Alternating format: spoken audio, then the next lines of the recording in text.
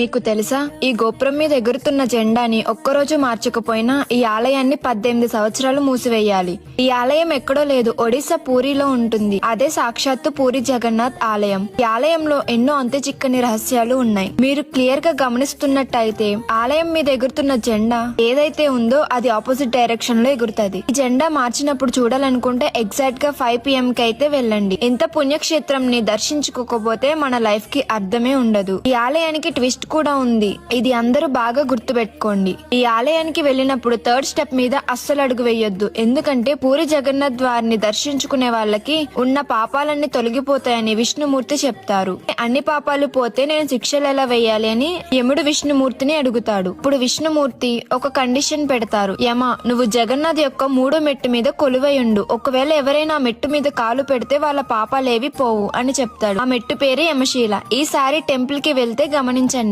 ఇలాంటి హిస్టరీ ఉన్న ఆలయాన్ని మనం ఖచ్చితంగా దర్శించుకోవాల్సింది.